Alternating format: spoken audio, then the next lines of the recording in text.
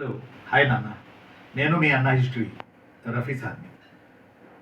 చాలామంది పోటీ పరీక్షలు రాస్తారు, ప్రాణం పెట్టి రాస్తారు, ఆశతో రాస్తారు, రేపటి బంగారు భవిష్యత్తు కొరకు రాస్తారు. గవర్నమెంట్ జాబ్ వస్తే ప్రజలకి సేవ చేస్తూ లైఫ్ లాంగ్ స్థిరమైన జీవితాన్ని గడపవచ్చు అనే కోరికలతో రాస్తారు. ఆశపడడం తప్పు లేదు, కానీ ప్రభుత్వం ఇచ్చే ఉద్యోగాలు చాలా స్వల్పంగా ఉంటాయి. ఒక 1000 1200 అట్లా ఉన్నాయనుకోండి గ్రూప్ 2. బట్ రాసేవాళ్ళు 5 లక్షల మంది ఉంటున్నారు. మళ్ళీ 5 లక్షల మందిలో ఈ 1000 మందే ఎలా సెలెక్ట్ అవుతున్నారు? దానికి కారణం వాళ్ళ వ్యూహాలు, వాళ్ళ ప్రిపరేషన్ విధానం, వాళ్ళు సిలబస్ చదివే విధానం, వాళ్ళ యొక్క ఆలోచనాత్మక విధానం, అంతకు మించి వాళ్ళకు ఫ్యామిలీలో లభించే ప్రోత్సాహం, ఇలా చాలా కారణాలు ఒక విజయంపై ఆధారపడి ఉంటాయి. కేవలం ప్రిపరేషన్ ప్లానే కాదు, అతను మేధావి అయితేనే గ్రూప్ 1 లేదా గ్రూప్ 2 లేదా సివిల్స్లో జాబ్ వస్తుందని కాదు. చాలా పరిస్థితులు ప్రభావితం చూపిస్తాయి ఈ విజయం మీద. నేను నిన్న రీసెంట్గా వీడియో పెట్టాను. ప్రోత్సాహం ఉంటే చాలా త్వరగా లక్ష్యాన్ని రీచ్ అవుతారు గ్రూప్స్ పరీక్షల్లో ప్రధానంగా అని చెప్పి ఒక వీడియో పెట్టారు. మీ నుంచి మంచి రెస్పాన్స్ వచ్చింది. అలానే ఆ సిరీస్లో రెండవది ఈరోజు నేను ఎంచుకున్న రెండో అంశం ఏంటంటే, మనం ఖచ్చితంగా రాబోతున్న పోటీ పరీక్షల్లో, అది ఏ పోటీ పరీక్ష అయినా, రాబోతున్న పోటీ పరీక్షల్లో మనం ఒక జాబుని ఎలాగైనా సాధించాలి అని అనుకోగలిగితే, అందులో భాగంగా మనం ఒకవేళ ఈ ప్రిపరేషన్లో జపాన్ సూత్రాన్ని అప్లై చేయగలమా? జపాన్ సూత్రమా? ఇది ఎక్కడి నుంచి పట్టుకొచ్చారు మాస్టారు అని మీరు అడగొచ్చు. ఒక జపాన్ సూత్రాన్ని మనం అప్లై చేయగలమా? అప్లై చేసి ఈసారి ఖచ్చితంగా పోటీ పరీక్షల్లో నెగ్గగలమా అనే దాని గురించి ఈరోజు మనం చర్చించడానికి ప్రయత్నం చేద్దాం. ఈ 10-15 నిమిషాలు వీడియో చివరి వరకు చూడండి. సబ్స్క్రైబ్ చేయండి, షేర్ చేయండి. 10 మందికి ఈ వీడియో ఉపయోగపడడానికి మీరు దోహదకారులు అవుతారు. సరే, ఏంటి ఫస్ట్ పాయింట్ ఏంటి? మనకి ఎక్కడ ఇబ్బంది అవుతుంది? ఫస్ట్ ఇబ్బంది ఏంటంటే, మనం డిగ్రీ అయ్యే వరకు పోటీ పరీక్షల మీద దృష్టి పెడతలేదు. డిగ్రీ అయిన తర్వాత అప్పుడు ఒక్కసారి కాలేజీ గేట్ నుంచి బయటపడిన తర్వాత, బ్యాగ్లో సర్టిఫికెట్లతో బయటపడిన తర్వాత, అప్పుడు నెక్స్ట్ ఏంటి అన్న ఆలోచన మనకు మొదలైంది. అప్పుడు మనం నెక్స్ట్ ఏంటి అనుకునే లోపే సమాజం మనల్ని నెక్స్ట్కి పంపించడానికి ప్రయత్నం చేస్తుంది. బతకనీదు సమాజం. అమ్మాయి అయితే పెళ్ళి అంటది, అబ్బాయి అయితే జాబ్ అంటది, ఇట్లా రకరకాలుగా ఇబ్బందులు పెడుతుంది సమాజం. కానీ మనకు కూడా నిజంగా అప్పుడే ఆలోచన మొదలైంది. కానీ జపాన్లో అలా కాదట. ఇంటర్లో ఉన్నప్పుడే, డిగ్రీలో ఉన్నప్పుడే కాంపిటేటివ్ ఎగ్జామ్స్కి చెందినటువంటి స్పిరిట్ని రోజు సాయంత్రం 3-3:30కి జపాన్లో స్కూల్స్ అయిపోతాయట. 3:30 నుంచి ఇంచుమించుగా సాయంత్రం 2-3 గంటలు ఫ్యూచర్లో కొట్టబోయే ఈ పోటీ పరీక్షలకు సంబంధించినటువంటి కోచింగ్ జపాన్లో జూకో అనే కొన్ని సంస్థలు ఉంటాయట. JUKO. ఈ జూకో అనే సంస్థలు ఈ యొక్క ప్రిపరేషన్ని, ట్రైనింగ్ని ఉచితంగా ఇస్తుంటాయట. వీటికి గవర్నమెంట్ ఫండ్స్ ఇస్తూ ఉంటుందట ఆ రిజిస్టర్ సంస్థలకి. జూకో అంటారు ఆ సంస్థల్ని. జపాన్లో దీని ద్వారానే ఎంత కఠినమైన పరీక్షనైనా సరే పాస్ అయిపోతారు ఫ్యూచర్లో. మన దగ్గర లేని అవేర్నెస్ ఏంటంటే, ఇంటర్లో, డిగ్రీలో అసలు మనకు తెలియదు కాంపిటేటివ్ ఓరియంటేషన్. డిగ్రీ ఏదో రాస్తాము, పాస్ అవుతాము. కొంతమంది సబ్జెక్ట్ నేర్చుకుంటారు, కొంతమంది బాగా డిగ్రీలో ఉన్నప్పుడే లైబ్రరీకి వెళ్తారు, ఒక ఐడియా పెట్టుకుంటారు. మరి కొంతమంది, చాలామంది డిగ్రీ తర్వాతే పోటీ పరీక్షల గురించి ఆలోచిస్తారు. ఇది మనం వెనకబడతానికి కారణం పరీక్షలు గెలవడానికి. సరే, ఇది ఎప్పుడు డిగ్రీ ఇంటర్ సంబంధించిన సమస్య కాబట్టి దీన్ని కాసేపు మనం పక్కన పెడదాం. రెండోది ఏంటంటే, జపాన్లో మనం ఎలా చదువుతాము? ఇక్కడైతే పోటీ పరీక్షల్లో గెలవాలంటే ఒక టాపిక్ తీసుకుని చదువుతాం, లేదా ఒక సబ్జెక్ట్ తీసుకుని చాలా రోజులు ఆ సబ్జెక్ట్ని, 1 నెల 2 నెలలు ఆ సబ్జెక్ట్ పైనే మనం వెళ్ళిపోతూ ఉంటాం. ఆ సబ్జెక్ట్ని చదువుకుంటూ పోతుంటాం. అది ఇష్టం ఉన్నా ఇష్టం లేకపోయినా, అది తొందరగా బుర్రకి ఎక్కినా ఎక్కకపోయినా, పుస్తకం మాత్రం ముందేసుకుని అప్పుడప్పుడు మధ్యలో సెల్ ఫోన్ చూస్తూ అందులో షార్ట్స్లోకి వెళ్ళిపోయి మళ్ళీ తిరిగి వచ్చి 1 గంట 1.5 తర్వాత ఇలా ఒకే సబ్జెక్ట్ మనం చదువుకుంటూ పోతాం. కానీ నేను రాసుకొచ్చాను, జపాన్లో పోటీ పరీక్షల్లో గెలిచే పిల్లలు పెద్ద సిలబస్ని ఒకేసారి చదవరట. ఎలా చదువుతారు? చిన్న చిన్న విభజన చేసుకొని రోజుకో టాపిక్ చదువుకుంటూ పోతారు. వారానికి ఒక సబ్జెక్ట్ మారుస్తుంటారు. ఇలా మీరు ట్రై చేయండి. ఇలా మనం ట్రై చేద్దామా నాన్న? ఇలా మనం ట్రై చేద్దామా? రోజుకో టాపిక్, వారానికి ఒక సబ్జెక్ట్ మార్చుకుంటూ వెళ్తుంటారంట జపాన్లో. ఇది వాళ్ళు కఠినమైన పోటీ పరీక్షల్లో గెలవడానికి అక్కడ సహకరిస్తుంది. అది ఇక్కడ కూడా మనం చదువుకోవచ్చుగా. జపాన్ అయితేనేమి, తుఫాన్ అయితేనేమి, ఇక్కడ కూడా మనకు ఉపయోగపడే సూత్రమేగా ఇది. ఏంటిది రోజుకో టాపిక్, వారానికో సబ్జెక్ట్ మార్చుకుంటూ చదువుకుంటే ఆ సబ్జెక్ట్లో ఉన్న భిన్నత్వం, సబ్జెక్ట్లో ఉన్నటువంటి ఒక సబ్జెక్ట్లో ఉన్న ఇష్టత రాబోయే సబ్జెక్ట్ మీద ఇష్టత బలంగా ఉండడానికి కారణమవుతుంది. అలానే మనం ఇంకేం చేస్తామంటే మార్క్ టెస్టులు రాస్తాం, టెస్ట్ సిరీస్ రాస్తాం, కానీ ప్రీవియస్ క్వశ్చన్స్ మనం చూడం. ఇది మన దగ్గర పెద్ద మైనస్. జాబుల్లో మనం వెనకబడటానికి ఇప్పుడు మన దగ్గర సివిల్స్ కానీ గ్రూప్స్ కానీ వచ్చిన 2 రాష్ట్రాల్లో గ్రూప్స్ వచ్చినటువంటి పిల్లలకి వాళ్ళకి మనకు తేడా ఏంటంటే, మనం ఎందుకు అపజయంలో మనం ఉండిపోవాల్సిన పరిస్థితి ఎందుకు వచ్చిందంటే, మనం టెస్ట్ సిరీస్ రాస్తాం, మార్క్ టెస్టులు రాస్తాం. వాటిలో ఎంత నాణ్యత ఉంటుంది అనేది ఆ ఇచ్చినోడికి తెలియాలి, రాసిన పిల్లలకి పెద్దగా తెలియదు, ఇచ్చినోడికే తెలియాలి. కానీ వింటున్నారా నాన్న? కానీ బట్ ప్రీవియస్ క్వశ్చన్ పేపర్లను మీరు ఎంతమంది చూశారు? ప్రీవియస్లో ఉన్నటువంటి క్వశ్చన్ పేపర్లను, ప్రీవియస్లో ఏబిపిఎస్సి టీజీపీఎస్సి అడిగిన క్వశ్చన్ పేపర్లను ఒక 10 ఏళ్ళకి మీరు కనీసం రోజుకు ఒక 20 MCQలన్నా ఒక్కొక్క సబ్జెక్ట్ వచ్చి ఎంతవరకు చూడగలిగారు మీరు? ఒక్కసారి ఆలోచన చేయండి.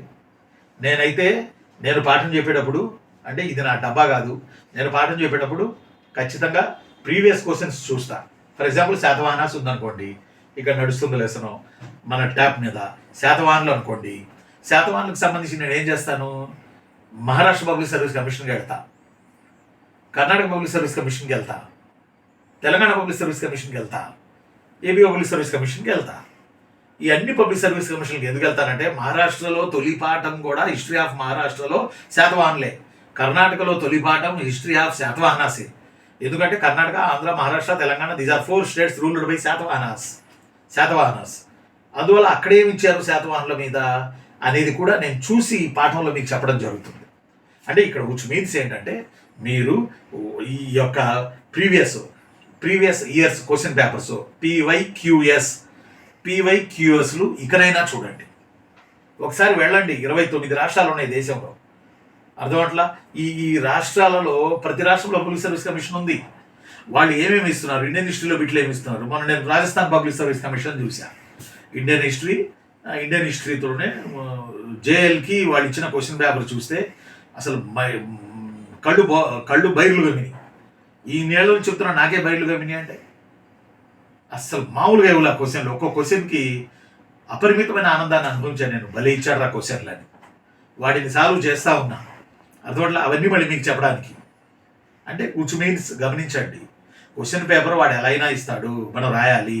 అయితే ఆ ఇచ్చే క్వశ్చన్ పేపర్ నమూనా ప్రీవియస్ క్వశ్చన్ పేపర్ నమూనాను పోలి ఉండడం చాలా వరకు ఉంటుంది.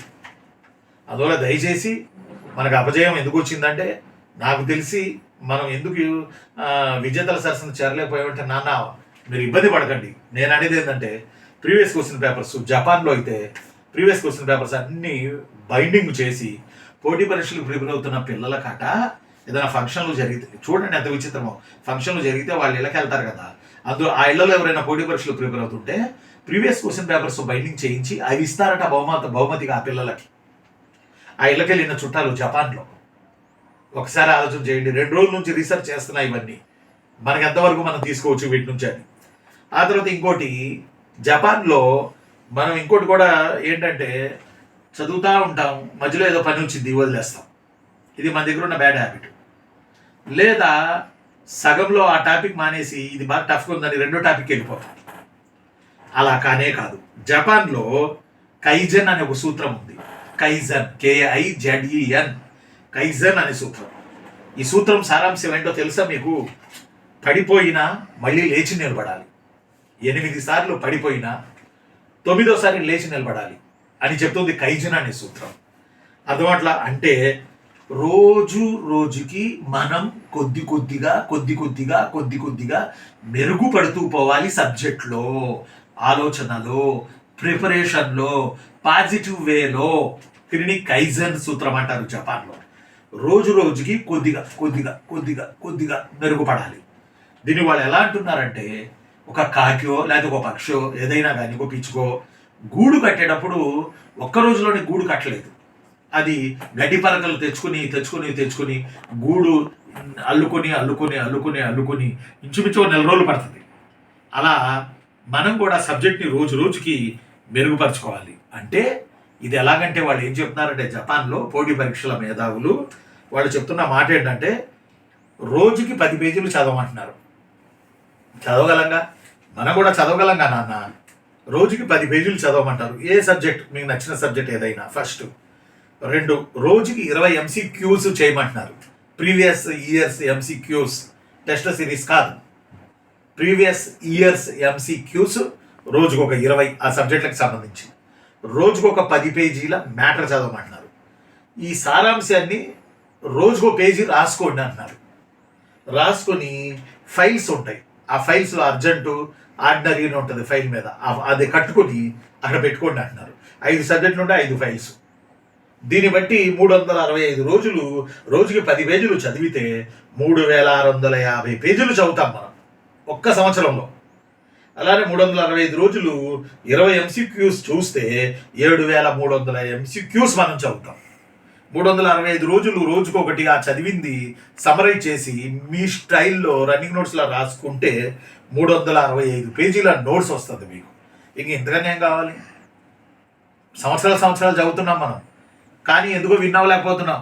రకరకాల పరిస్థితులు ఉంటాయి మన మీద. మీ పరిస్థితులు నేను అర్థం చేసుకోగలను, నేను అక్కడి నుంచే వచ్చాను. కానీ ఈ ప్లాన్ మనకు వర్కౌట్ అవుతుంది, ఖచ్చితంగా అవుతుంది. అందువల్లే జపాన్ సూత్రాన్ని నేను మీకు చెప్తా ఉన్నా. రోజుకి 10 పేజీలు, రోజుకి 20 ఎంసీక్యూస్, రోజుకి ఒక చిన్న సమరైజ్ నోట్స్. మీరు ఆ రోజు చదివిన దాని మీద సాయంత్రం 1 గంట సేపు కూర్చొని సమరైజ్ నోట్స్ రాసుకోవాలి. ఇలా చేస్తే మనకి జాబ్ అనేది ఎక్కడికి పోదు.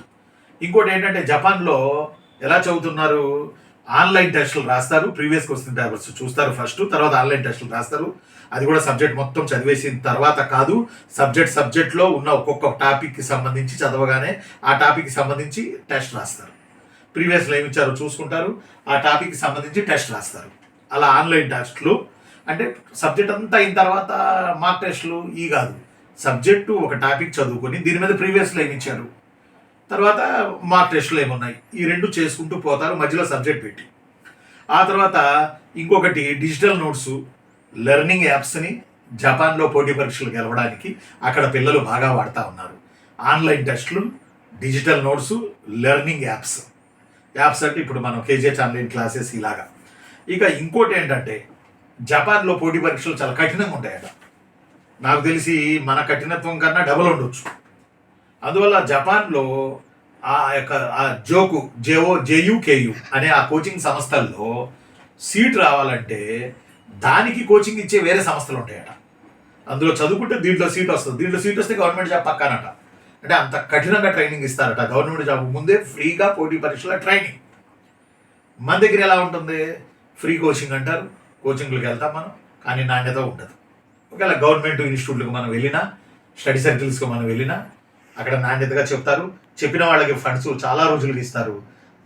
వాళ్ళకి సకాలంలో చెప్పిన వాళ్ళకి ఆ అమౌంట్ ఇవ్వరు, చాలా టైం పడుతుంది బిల్లులు తెచ్చుకోవడానికి ఖజానా నుంచి అయ్యి నుంచి. అందువల్ల మన దగ్గర అది ఒక స్ట్రీమ్ లైన్ లేదు. కానీ జపాన్లో అలా లేదు. అలానే జపాన్లో ఇంకొక సూత్రం వాళ్ళు నమ్మేది ఏంటంటే సబ్జెక్ట్ ప్రిపరేషన్లో కంటిన్యూస్ ఉందా లేదా అని చూస్తారు. ప్రిపరేషన్లో కంటిన్యూటీ, సబ్జెక్ట్లో కంటిన్యూటీ ఇది ఉండాలి.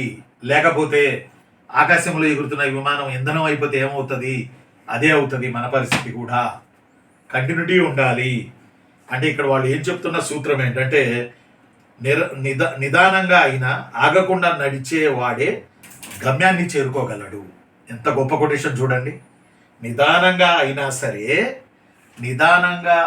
సరే ఆగకుండా నడిచేవాడే గమ్యాన్ని చేరగలడు.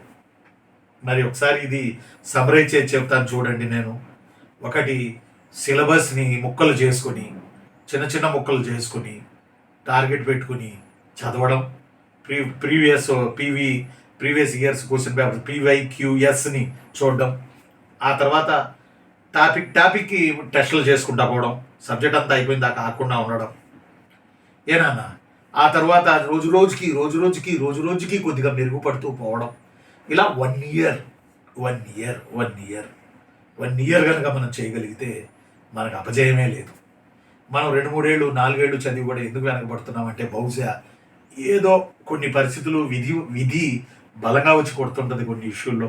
దాన్ని మనం ఆపలేము, విధిని మనం ఆపలేము. కానీ మన చేతనైంత చేతిలో ఉన్న దృష్టిలో పెట్టుకొని మనం ప్రిపరేషన్ చేస్తే మంచిది. రాబోతుంది జాబ్ క్యాలెండరు, అటు ఇటుగా జాబ్ క్యాలెండర్ ఇస్తారు, రాకుండా ఎక్కడికి పోదు. మీ ప్రిపరేషన్ మాత్రం ఇలా చేయడానికి కుదురుతుందేమో ఒకసారి మీ అన్నయ్యగా హిస్టరీ రఫీ సార్ని చెప్తున్నాను, ఒకసారి చూడండి.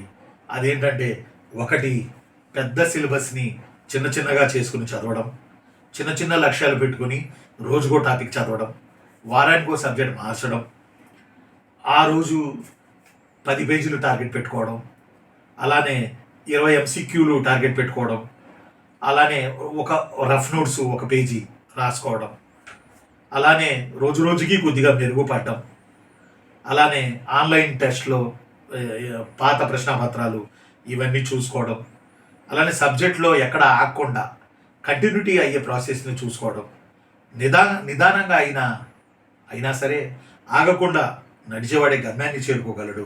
ఈ సూత్రాన్ని మీరు అప్లై చేయండి, జాబ్ ఎలా రాదో చూద్దాం.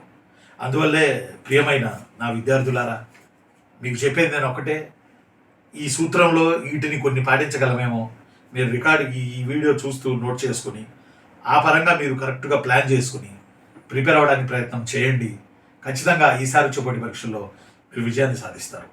మరొక టాపిక్ ద్వారా మళ్ళీ త్వరలోనే మిమ్మల్ని కలుస్తాను. పోటీ పరీక్షల్లో గెలవాలంటే జపాన్ సూత్రాన్ని వాడుకోగలమా? ఎస్, వాడుకోగలం. ఉంటాను. నేను మీ అన్న హిస్టరీ రఫీ సార్ని. Thank you.